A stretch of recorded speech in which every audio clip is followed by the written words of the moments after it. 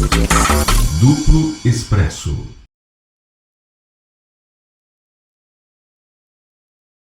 Então, eu queria fazer aquela pergunta comum a todo mundo: por que a gente não só se dá o direito, mas se vê na obrigação de fazer essa crítica antes da votação do segundo turno, começando com Carlos Krebs?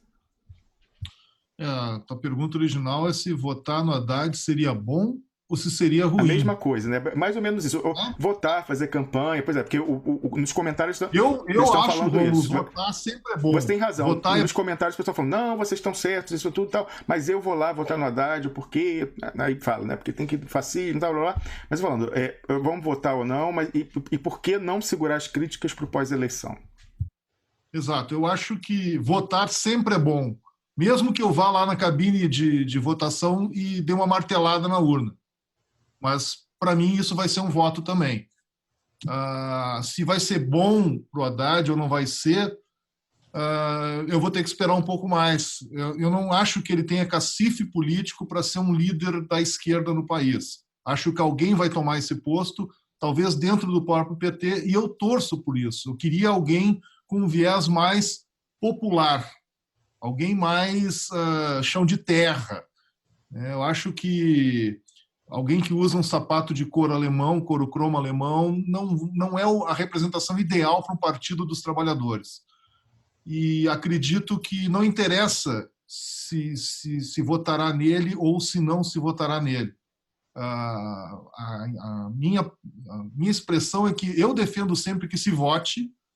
É muito melhor qualquer regime onde tu vota do que aquele que tu não vota. Eu tive a felicidade de, desde os meus 16 anos, poder votar. Meus pais já não tiveram isso.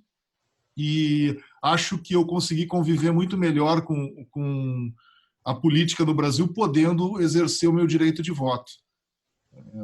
Eu não sei o que nos espera a partir do próximo domingo. Eu não tenho uma perspectiva muito boa do que vai acontecer. Eu não quero ser taxado como a Thaís já foi. A Thaís é a pessimista. Não, porque tu só fala coisas derrotistas.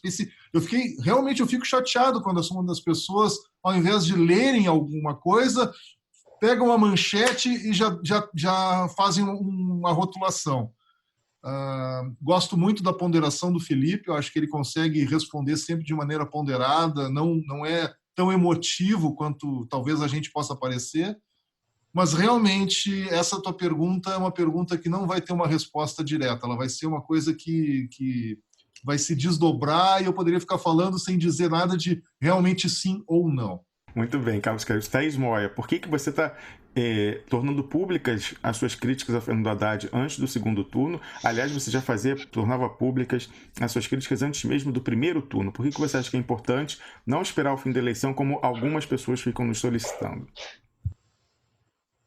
Acho que eu vou começar com um gancho do que a gente estava falando sobre essa questão do paulista sempre.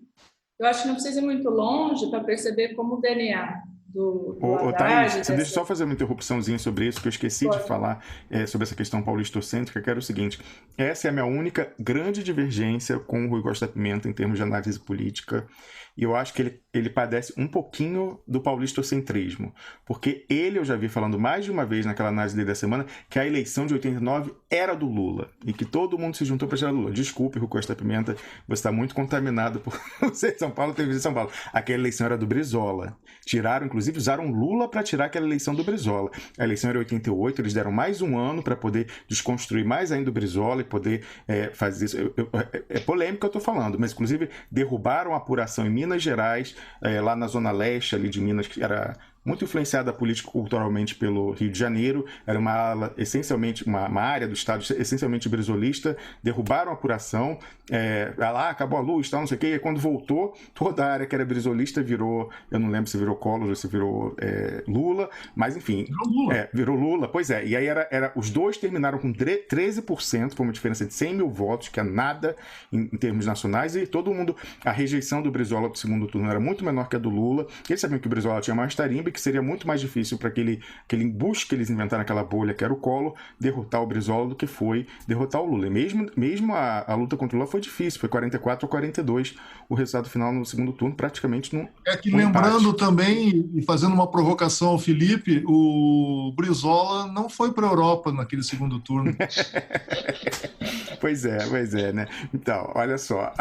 Então ele fala isso. Aí, por exemplo, nesse fim de semana o Rui Costa Pinto falou assim: não, você veja aí, esses apoios que o Haddad está indo atrás, na verdade eles são mais desmoralizantes do que propriamente para dar força. Aí falou, isso me lembra 89, que o Lula foi correr atrás do apoio lá do Mário Covas e tal, e foi uma desmoralização. E eu já vi o Breno Altman falando que o Brizola apoiou, mas na verdade sabotou o Lula no segundo turno. É mentira, inclusive tem um testemunho do presidente Lula num documentário dedicado à memória do Brizola, em que eles ouvem diversos ex-presidentes, tem um depoimento do Fernando Henrique Cardoso, tem o depoimento da Dilma e o depoimento do Lula, e ele fala que ele aprendeu, a primeira vez que ele viu na prática o que era liderança e liderança política, foi quando o Brizola ia com ele no segundo turno de 89, na Baixada Fluminense, e o Brizola conseguiu transferir 100% dos seus votos ao Lula naquele segundo turno. Então, aí o Breno Altman falou assim, não, porque inclusive ele mandou assim, tentou desmoralizar, e aí foi na convenção do PDT e falou, vocês do PDT vão ter que engolir o sapo barbudo. Não foi isso, também é uma citação errada, ele falou isso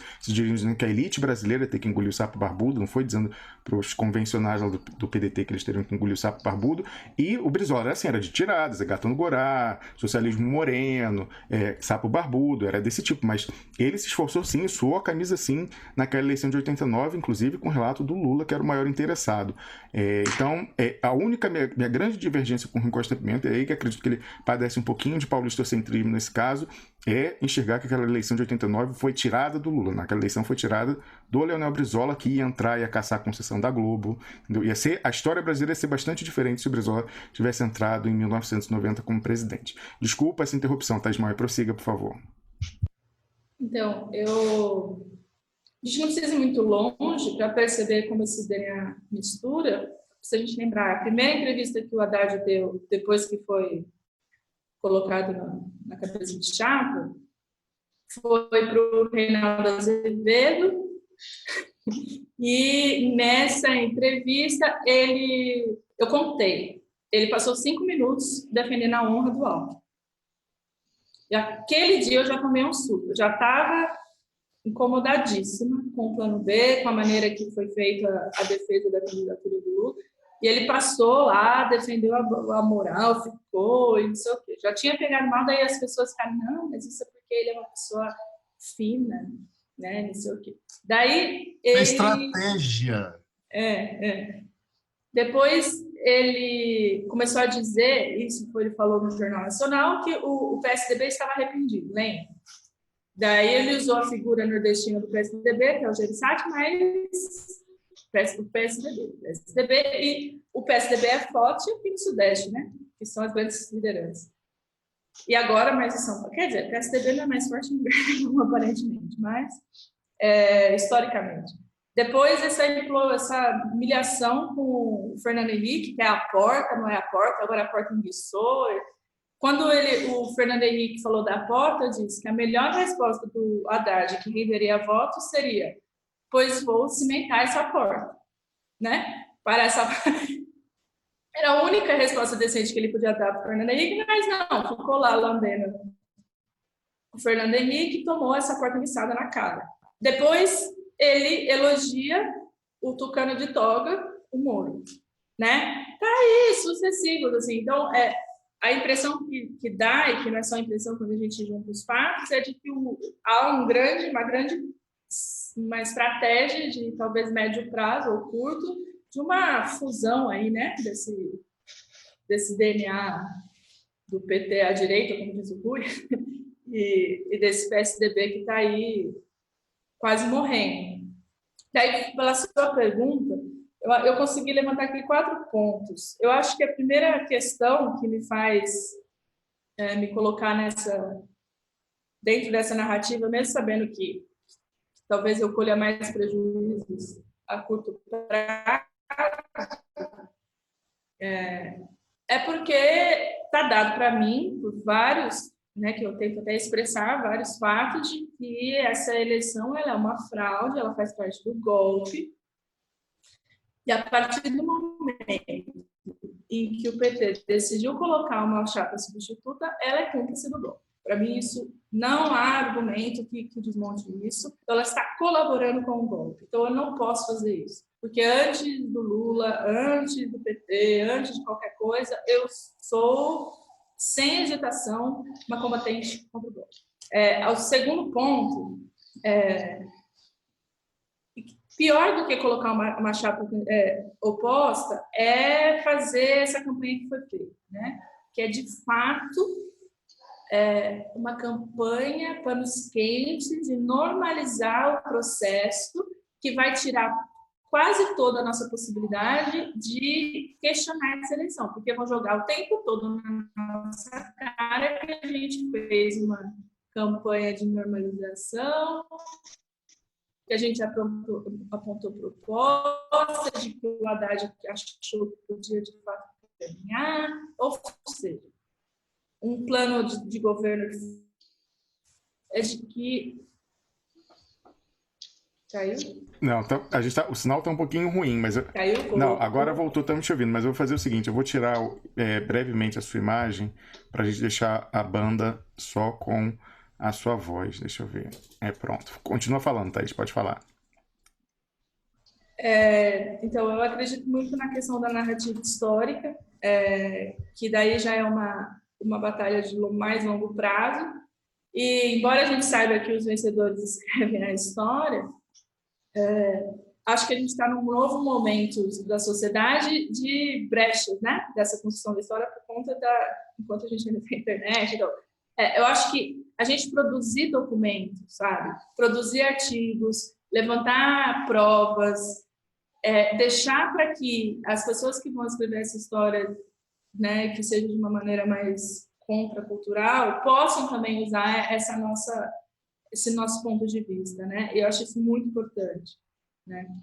E outra coisa que me faz pensar em me manter nessa campanha de que essa eleição é uma fraude, de que o plano B acaba colaborando com o golpe, pela questão de pensar na militância no dia 29, né? Na esquerda, no dia 29, como eu já disse, vai estar derrotada emocionalmente, financeiramente quebrada, enfim.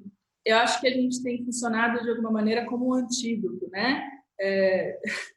Você fala da adrenalina, né? Talvez um antídoto, assim, como se, de alguma maneira, essa ala que tem tentado corromper, que tem tentado destruir por dentro a esquerda, a gente, talvez com esse discurso que incomoda, né? Porque se não incomodasse, a gente não estava sendo banida de alguns canais, sendo as pessoas mandando crítica, enfim. Então, incomoda. E se está incomodando, é porque, de alguma maneira, como se a gente talvez fosse um antibiótico, né? Que estivesse contendo, talvez, uma degeneração total. Não gosto desse termo, mas já foi. E acho que a última questão é essa questão do Lula, de como estão usando o Lula como garoto propaganda desse absurdo. E se a gente for fiel aos fatos, não tem quase nada, não tem nada que ateste que o Lula é cúmplice disso. Pelo contrário. Então, eu até sempre coloquei, se você for ver as peças jurídicas da defesa de candidatura do Lula, que, inclusive, tinha como uma liderança ali dentro dos advogados, da equipe de advogados, o próprio Haddad, e que tanto a contestação do TSE quanto depois os dois recursos mandados para o STF, eles estavam viciados, né? Eu já expliquei isso, mas digo de novo. Ele abriu mão de 5 dias, o Lula perdeu 5 dias caríssimos para a gente, né, para o Brasil. 5 dias úteis, né, Thaís? Que prazo processual é dia útil. Eu acho que era uma semana inteira. Outro ponto que eu já também disse, que é essa questão deles terem banido a Gleisi exatamente nesse período crítico, que eu acho que precisa ser questionada. Muito suspeito, muito suspeito. Questionar a Gleisi, porque o que ela acha sobre isso. Essa campanha morna, e eu acho que a gente tem que se atentar a maneira em que as visitas do Lula têm sido controladas, né? De um tempo para cá, elas, por exemplo, o Fernando Moraes e o Mino, né, que o Mino agora chutou o pau da barraca com esse vídeo, eles foram negados. Daí passou uma semana, eles conseguiram entrar, né? Daí eu vou fazer de trás para frente. Daí o Mino Carta saiu, assim, transtornado, nítido, procura esse vídeo para você ver que ele está... o Fernando Moraes tentou dizer que o Lula estava animado, e daí o Mino Carta cortou ele e falou que o Lula estava irritado. Ele acha que essa campanha não está certa, que tinha que ser de outra maneira e tal. Daí, se a gente volta um pouco, a gente lembra do Chomsky, que também saiu de lá e também transtornado, e daí ele deu com o mercado de meio que pressionando, mas eu acho que não tem nada a perder, e ele falou, o Lula disse que uma liderança popular, ela não pode ser... um intelectual não consegue ser um líder popular. Você quer um recado mais direto do que esse? Né? Tem Harabafá, até a esposa dele ficou meio sem rumo na hora de traduzir, se vocês retomarem esse vídeo. Também a monja, aquela, desculpe o nome, vocês lembram? A monja, aquela famosa, a monja Cohen. Também saiu transtornada. Você vê que a equipe de entrevista está de um lado, ela meio que tenta ir até para o outro, assim, meio, e ela fala, ele disse que achou que ia ficar só uma semana. Né? Então, se a gente ficar atento aos detalhes, aos fatos, você vê que dizer que o Lula está testando isso aí, está assinando embaixo, não corresponde. É mais que assinando embaixo, Thaís. Eles dizem que ele está por trás de tudo, que todo mundo está obedecendo ao desígnio dele. Daí você vê que a família não tem esse acesso, que as pessoas dizem, que eles não conseguem, o PT não está nem financiando as passagens de avião, enfim. Isso é uma outra coisa que me dá um ânimo e me indignação, porque eles conseguiram colocar o Lula num quadrado de 15 metros quadrados, num quadrado minúsculo. Até então a televisão dele era restrita, né? Ele estava obrigado a assistir o Globo, ele está cercado por pessoas do plano B que conseguem lá o tempo todo falar com ele, o restante não. Enfim, eu acho isso indigno, eu acho que a gente precisa de alguma maneira tentar trazer o que o Lula está achando de tudo isso, antes que eles deem um fim, né, nele de uma vez, porque eu acho que isso pode acontecer, infelizmente. Eu tenho dito isso, que se a gente não voltar a uma estratégia inteligente de defesa ao Lula, ele vai morrer assassinado de infarto. Né? Porque ele já tem pressão alta, ele já tem indícios cardíacos, então é muito grave, e eu acho que eu já apresentei alguns motivos razoáveis para que eu não me curve a essa estratégia ridícula, desculpe, até o Mino Carta já disse que é ridículo, né?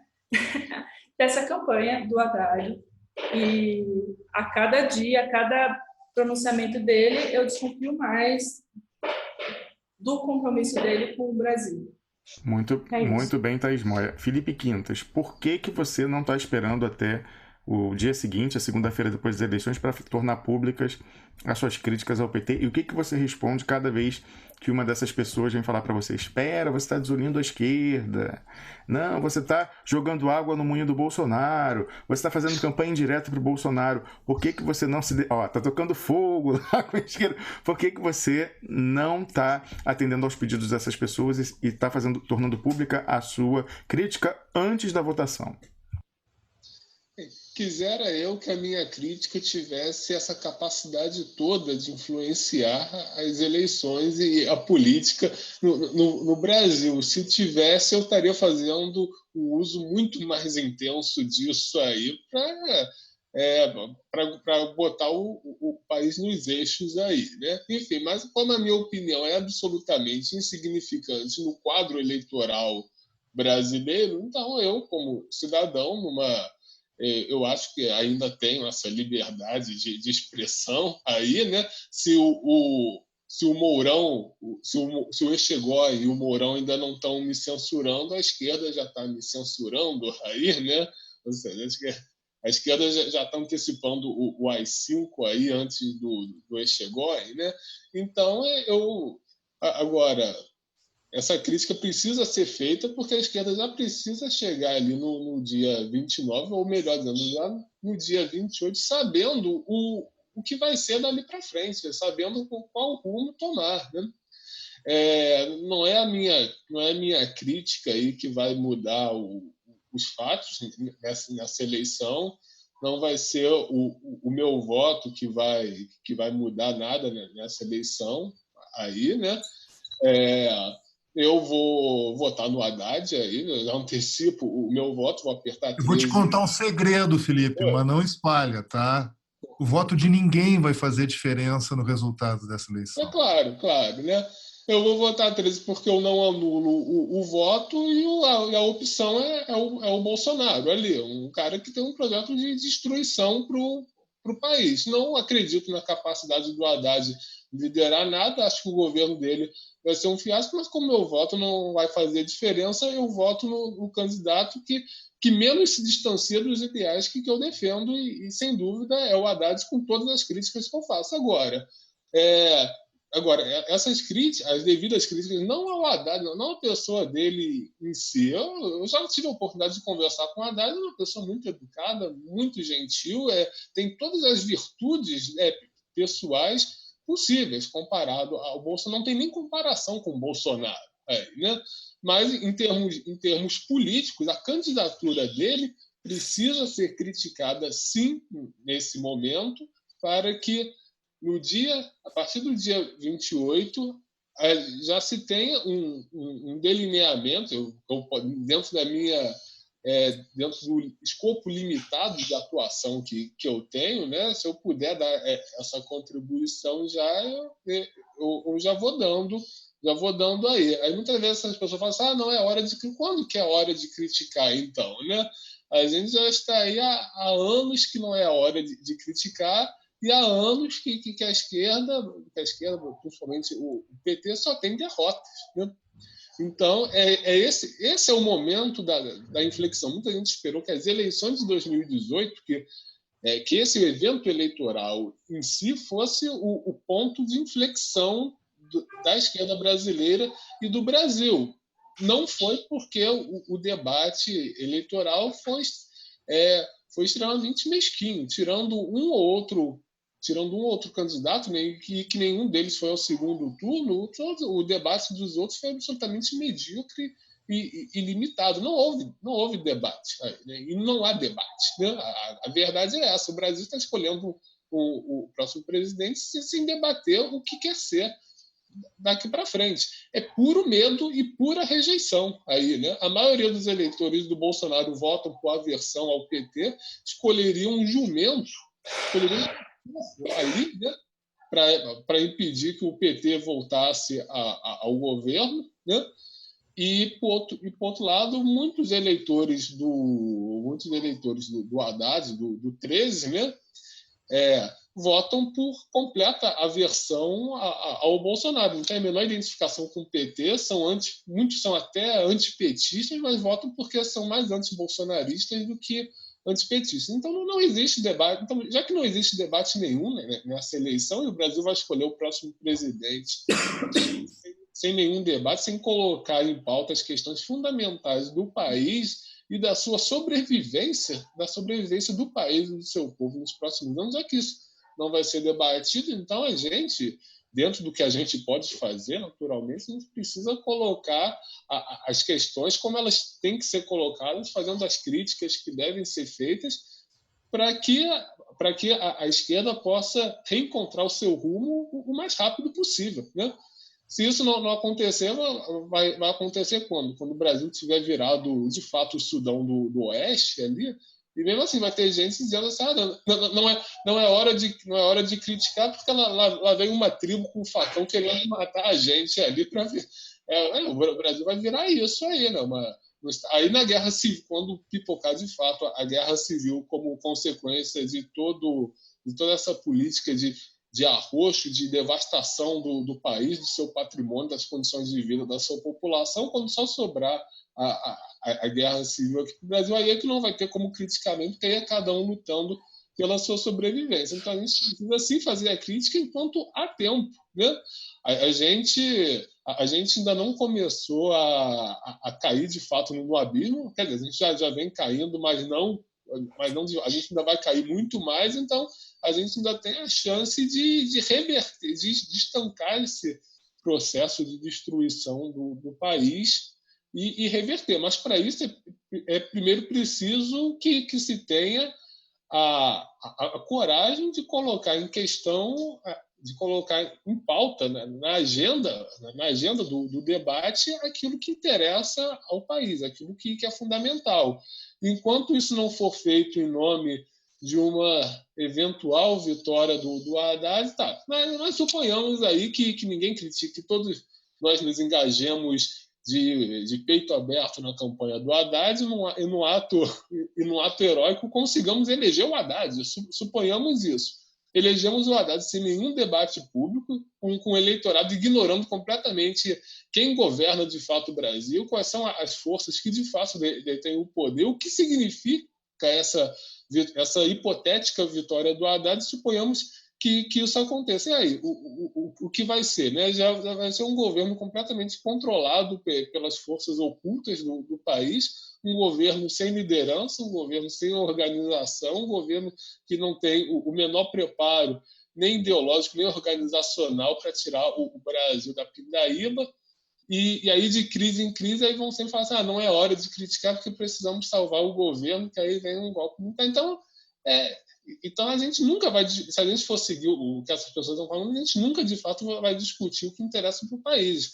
A gente vai estar privando as pessoas, os nossos ouvintes, os nossos colegas, uma parcela da sociedade, de conhecer aquilo que é fundamental ser discutido e ser conhecido para melhor organizar as forças políticas brasileiras. Então, na verdade, eu diria até que agora já passou até da hora de começar a criticar. Essa crítica tinha que ter sido feita muito antes. Essa crítica tinha que ter sido feita lá atrás, pelo menos desde 2013, né? E como não foi feito, porque ele está sempre se adiando a crítica, a discussão em nome de uma sobrevivência que no final se mostra ilusória, porque a gente está sempre perdendo aí, né? Então é preciso que se coloque o mais rápido possível, porque na verdade o debate é para ontem, né? Não é para amanhã, não é para a semana que vem. Já era para ter acontecido, não era para a gente estar nessa situação. Se a gente está nessa situação, muito se deve a essa falta de esclarecimento que leva a uma ação puramente cega e descoordenada, ignorando o tabuleiro político e as relações reais de poder que estão governando o país e que nos levaram a essa situação, né? Então, é essa a resposta aí que eu dou para esses chatonildos aí que vivem reclamando dos nossos posicionamentos. Isso que tu fala, Felipe, da figura do penhasco, que estamos andando na beira do penhasco, me lembra muito aquele desenho do Papaléguas no Brasil, que tinha o coiote correndo atrás do Papaléguas. O Papaléguas é a democracia. E o coiote nunca consegue pegar o Papaléguas, cai no penhasco, com a diferença que quando ele chega lá embaixo no penhasco, ele vai se esborrachar, ainda consegue abrir o famoso buraco da Acme. Todos os desenhos do Pernalonga tinha a Acme. Então, eles tinham um buraco que permitia que é como se fosse um portal dimensional. Ou seja, quando a gente chegar no fundo do buraco, a gente ainda vai cair mais ainda desse jeito. Exatamente. A gente não começou a cair de fato. O nosso declínio está só começando. A gente ainda tem muito a perder. A gente não faz ideia do quanto o Brasil é grande e do quanto a gente tem a perder. Mas isso é um problema muito grave, porque o povo brasileiro não sabe o que tem e não sabe a sua grandeza, não conhece aquilo que o faz ser grande e único no mundo. Agora, as corporações dos Estados Unidos, da Inglaterra, da Holanda, da China, essas sabem muito bem do que o que o Brasil tem. Elas sabem muito bem o que a gente tem para perder, e elas querem que a gente perca isso em benefício delas ali, né?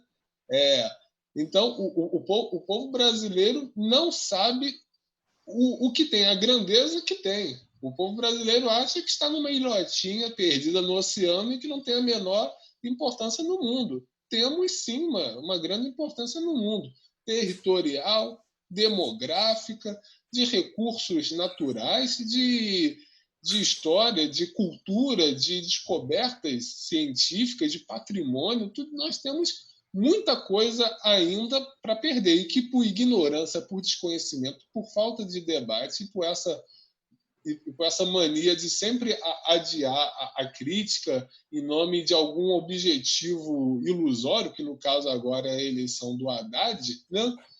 Que a opinião pública, a sociedade brasileira não conhece o que está em jogo nela mesma, né? Então vai estar sempre sendo espoliada, sem saber que está sendo espoliada, sem saber o valor daquilo que lhe é retirado, né? E retirado muito, além da força, da violência, da arbitrariedade, é também pela persuasão ideológica que vem dessa ignorância, que é alimentada pela falta de debate, pela falta de crítica, pela falta de esclarecimento, de conhecimento acerca da realidade do nosso país. Muito bem, muito bem. Vai falar alguma coisa, Thaís? Quero. Quintas falou muito bem, né, sobre essa coisa de que até parece que a gente vai mudar alguma questão da urna, algum voto. A questão não é nem essa, até porque, como diz não que eu discorde, eu concordo, porque o Kreber disse, né, nenhum voto vai fazer diferença. E eu acho que esse argumento vale também para aquelas pessoas que falam, nossa, você vai ajudar o Bolsonaro a vencer.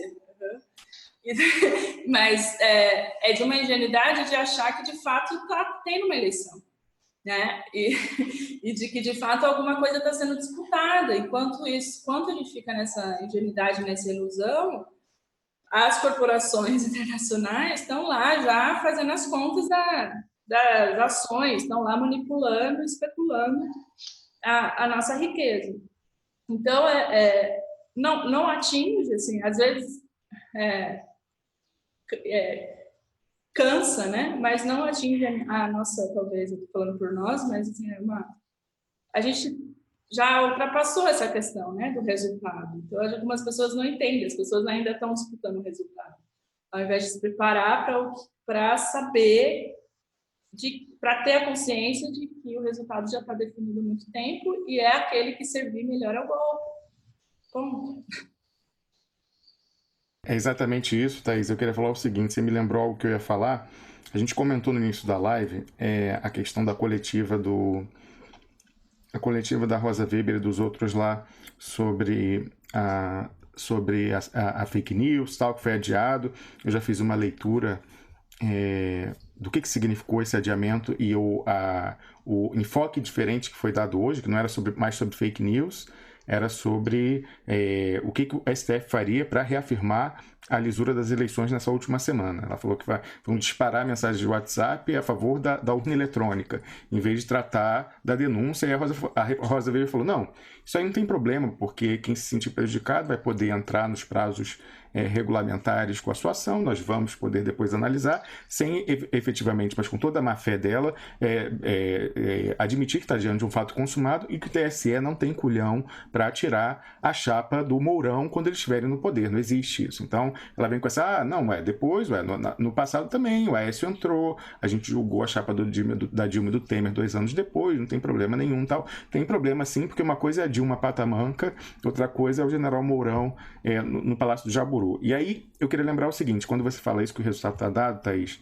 eu queria lembrar o seguinte, o Samuel Gomes, o nosso comentarista de assuntos institucionais, todas as vezes que a gente aborda a urna eletrônica, ele sempre fala desse senhor aqui, que tem um nome italiano, ó, o senhor Giuseppe Giannino, lá do TSE, ele é o secretário de Tecnologia da Informação de TI do TSE. E hoje a Rosa Weber fez questão que ele falasse. Ele foi lá ao púlpito falar e dar a garantia dele técnica para dizer por que a urna era segura, que a urna era auditável sim, que era mentira, que estavam falando, porque ela era perfeitamente auditável. Eu quero dizer o seguinte, ó, aí ele falou, não, porque teve testes aí, o pessoal, antes da lacração, foram lá, os representantes assinou lá com uma assinatura eletrônica, sei lá, a pessoa da Justiça Eleitoral, a pessoa da OAB, a pessoa de sei lá onde, então se tivesse qualquer alteração depois isso ia ser detectado, coisa e tal. Pois é, mas o Amilcar Brunazzo, que é da USP, é técnico, portanto, assim como antes o Diego Aranha, que era da Unicamp e hoje em dia está dando aula na Dinamarca, e o Pedro Rezende Dourado, lá da UNB, que são... eu arrisco dizer que sabem muito mais, inclusive, do que esse cidadão, esse Giuseppe Giannino, é o seguinte, ó, o Amilcar Brunazzo mandou a mensagem semanas atrás, antes, inclusive, da realização do primeiro turno, sobre essa suposta auditoria, sobre esse suposto teste que foi feito antes da lacração da urna. Olha, membros do CEMIND é o comitê dessas pessoas de informática que sabem que a urna é violável e que desconfiam muito de que os votos sejam manipulados, e dizem o seguinte, ó, os membros do CEMIND acabam de descobrir que o software das urnas eletrônicas, durante o teste de votação, esse teste a que esse senhor se referiu nessa tarde, quando fez a coletiva, as urnas eletrônicas, durante o teste de votação simulada, que deve ser feito obrigatoriamente durante a cerimônia de carga das urnas usando o pendrive VPP, reage de forma diferente da condição normal de uso e não imprime o código QR, que é QR Code, no final do boletim de urna simulado. Isso prova que o software detecta que está sob teste e muda o seu comportamento. Em resumo, o teste é imprestável para indicar a confiabilidade do software. Sugerimos a quem for assistir e participar dessas cerimônias de carga e lacração das urnas que peça que conste esse fato da ata, ou seja, o software da urna testada detecta que está sob teste e altera seu comportamento regular, deixando de imprimir o QR Code, o código QR, no boletim de urna. Então é assim, ó, aquela coisa, você está fazendo uma coisa errada, mas aí você sabe, por exemplo, que tem uma câmera, você está lá trabalhando, aí vamos supor que seu empregador coloca uma câmera ali de vigilância. Aí você sabe que aquela câmera só funciona, ele só olha ali de 1 da tarde às 2 da tarde. O que você vai fazer a partir de 1 da tarde às 2 da tarde? Você vai fechar o Facebook, fechar o WhatsApp, vai ficar trabalhando bonitinho lá, porque você sabe que está sendo testado, analisado naquele momento. Depois que você sabe que não está mais sendo testado, você vai agir de uma forma diferente. É basicamente isso. Esse software fazia um show bonitinho para quem ia lá, os peritos, o pessoal da OEA que está testando, só que o software sabia que estava sendo testado. Então, aquilo não queria dizer nada com relação a como o software reagiria quando não estivesse sendo testado e quando fosse a Vera fazendo a contabilidade do voto. Então, mais uma vez... Ele apresentava um comportamento anômalo. Exatamente. Feito sob medida. Feito sob medida. Ele distinto da realidade. Isso, feito sob medida para ser mostrado. Ele fazia o bonitinho para ser mostrado ao público e não o que ele faz de verdade. Então, isso... Ele era uma versão demo, praticamente. Exatamente. E você vê esse cidadão, Giuseppe Giannino, o Samuel Gomes disse que ele é a pessoa mais poderosa da República, porque ele decide quem entra e quem não entra no Congresso Nacional, no Poder Executivo. Então ele fala que esse cidadão chegar lá hoje e falar uma fake news na coletiva que era sobre fake news, é muito sintomático disso que a Thaís está falando, de que essa eleição está dada e de que o voto não importa. Eu queria responder minha própria pergunta, a gente está caminhando já para a conclusão do programa, dizendo o seguinte, né? Eu perguntava por que eu não vou esperar até depois para fazer minha crítica. Eu concordo com todos os argumentos levantados pelos três aqui que falaram, mas eu queria acrescentar o seguinte, que foi esse artigo que eu publiquei enquanto a gente estava no programa. Eu vou mostrar aqui lá no duploexpresso.com, peço que todo mundo depois da live vá lá ler esse artigo e ajudar a divulgar, que é o seguinte, ó, Zapgate. Folha e Haddad enterram áudio que detona Bolsonaro. Por quê? E aí, lá na minha conclusão, eu digo o seguinte, eu não posso convalidar isso, nunca a gente aqui no Duplo Expresso vai convalidar farsa e fraude. Você sabe disso. Como a gente se opôs quando o pessoal fingia que estava lutando pelo Lula e estava, na verdade, prejudicando ele, a gente deu a cara para bater contra essas pessoas. A gente nunca vai, eu não estou aqui sem ganhar nada e perdendo horas de convívio com a minha família, e perdendo tempo em que eu poderia estar trabalhando numa atividade remuneratória para endossar uma fraude. Não é por isso, a gente está aqui por ativismo porque a gente acredita numa causa. Então, nunca que a gente vai convalidar uma eleição fraudada dessa. E aí, eu lembro aquela conclusão que eu já tive a oportunidade de ler aqui hoje, mas eu vou ler novamente, ó, dizendo que o pior vem agora no final. Por que Fernando Haddad não divulga tampouco o áudio bomba, que é o batom na cueca do Bolsonaro? Eis a nossa hipótese. Haddad luta não mais para ganhar a eleição, mas pela chefia da oposição no futuro governo Bolsonaro. Quer estar bem posicionado para o que imagina vir depois. Se quer diminuir o score da sua própria derrota, trata-se somente de tentativa de não ser varrido pelo ultra-vitorioso PT do Nordeste e ou Ciro Gomes no pós-eleição. Haddad não quer ganhar porque, entre outras coisas, sabe que o seu governo seria uma catástrofe nas condições político-econômicas e institucionais do Brasil atual. Seria obrigado a realizar todas as vontades da finança transnacional. Aí, continuando, eu falei, mesmo que quisesse de fato ganhar, o que não parece nem remotamente seu caso, Haddad sabe, como os marinhos, que o Bolsonaro já ganhou. Além de possivelmente temer retaliações do novo regime caso decida pela publicação do áudio, pode ter encontrado uma aplicação muito mais útil para o mesmo. A exemplo da Folha, usar a não publicação do mesmo como alavanca contra o novo presidente. Aí eu falei que ele vai atrás do Bolsonaro para os dois se escolherem como adversários e os dois consolidarem as suas respectivas hegemonias. Então, eu não posso ajudar o Haddad nesse projeto dele de continuar alijando do comando do PT a ala que efetivamente tem voto, que é a do Nordeste, e manter essa liderança que foi até aqui catastrófica desse PT sem voto paulistocêntrico, jurídico, sobre o Partido dos Trabalhadores, porque assim como a eleição foi um fracasso, uma resistência liderada por essas pessoas também vai ser um fracasso. E aí eu concluí o artigo falando que é tudo, que é uma farsa grotesca, e eu desejo a todo mundo um bom voto no domingo que vem, para todos os patos bicolores, né? Amarelos ou vermelhos fica ao gosto do freguês.